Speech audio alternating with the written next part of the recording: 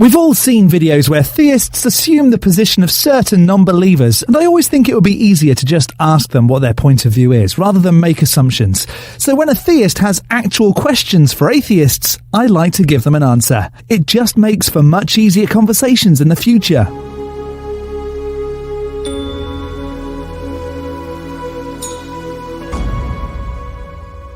Hello, I'm the Skeptic. I watch videos on YouTube that make extraordinary claims, whether that's flat earth or strange conspiracies, but mostly the claim that a god is real, and then explain why I can't accept their position. Before we get into today's video, please do subscribe, hit that bell notification to be alerted for my next video, and drop a like. That would be incredible. In this atheist response video, Just Ashley Keaton has 10 questions for atheists in 2022. I'm not sure how the questions could be relevant to the year, unless of course one of them is, do you believe the rapture will happen in 2022? No, I don't. I'm not convinced there will ever be a biblical rapture.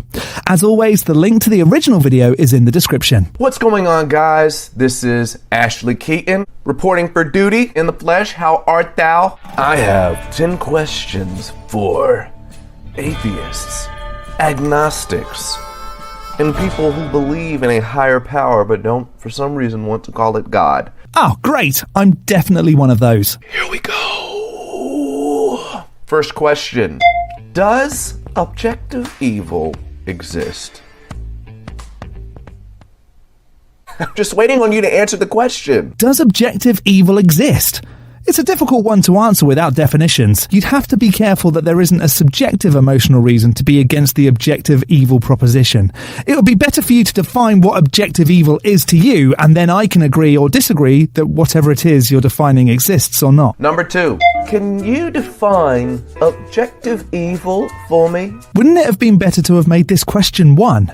I'm not in a position to define objective evil, as I'm not the one claiming it does or doesn't exist. That's like you saying, do you believe in dirt-eating munchkins? Me answering, I don't know, and then you asking me to define dirt-eating munchkins anyway.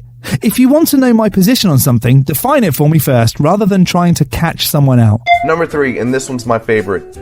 Have you ever honestly tried Jesus? He's all right. We're not talking about the biblical text or Christian. Have you ever tried God out sincerely? And I'm not assuming that you haven't. I just want to hear different answers on this to see who has really tried Jesus out. I can't say I've ever tried Jesus. I grew up in a fairly non-religious house and was only told things about the Christian Bible at school. I never really took it as anything other than stories, so I always grew up thinking Jesus was a fictional character. However, when I did need it, I appealed to a higher power, although I'm not entirely sure what that higher power was. Then I found out that the reason I'd never really learned about God at home was because my mother and her mother were largely spiritualist. When I went down the route of learning more about spiritualists and wanting to become a medium, I discovered lots of things about beliefs and what was and wasn't acceptable. Number 4. What would be, in your view, a better explanation for how the world came to be about? The Big Bang?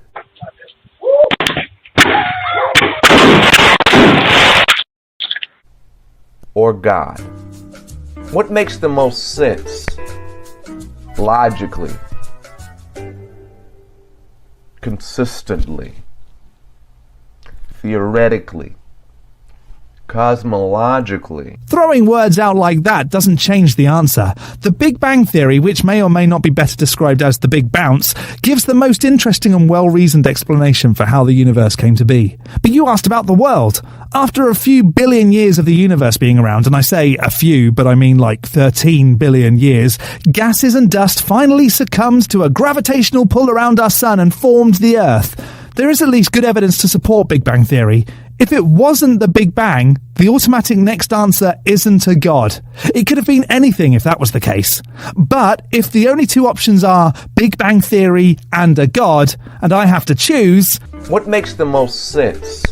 Big Bang Theory. Logically. Big Bang Theory. Consistently. Because this would suggest more than once, neither. I don't know. Theoretically. This is a bit of a silly one because you may be suggesting that theoretically the world doesn't exist, and who knows, maybe none of this exists, I don't know. Cosmologically. Oh, I know this one. Big Bang Theory. Number 5, is believing in God an inconsistent view, or do you just not like it? I'm not entirely sure what's being asked here. It's almost like two questions.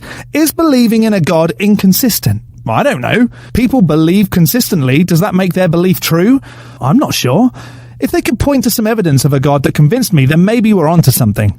Do I just not like belief in a God? Again, strange. I like to believe in things that are true and demonstrable. Does that answer the very, very strange questions? Number 6, do all humans understand morality the same way, and some just choose to act against that good morality? You'd have to define morality first to know how to even start off this answer. But let's just assume we have the same definition of morality, that being what contributes to the well-being of the human species. I'd say yes, since we know that sociopaths are a thing.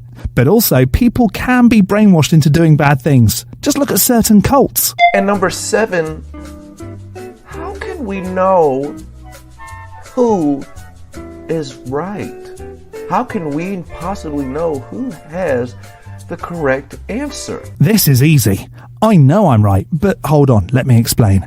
I know I'm right when I say I'm not convinced, because I know what convinces me. But that's it. It sounds as though you're taking the standpoint that non-believers are asserting that there is no God. Maybe there are some that do that.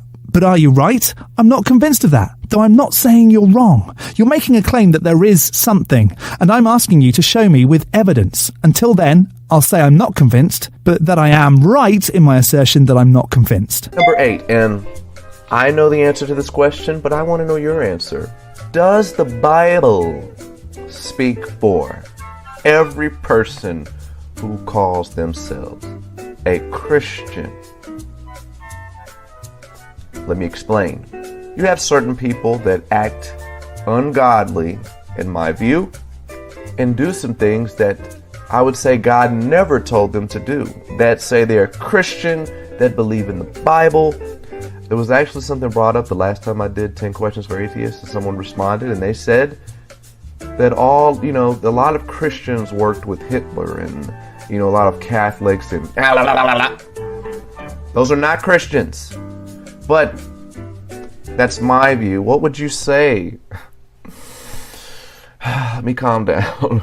Does the Bible speak for every single Christian? Does every Christian represent the Bible? Before we even get to the point where I say I don't care if the Bible speaks for Christians, this would be a better question for them.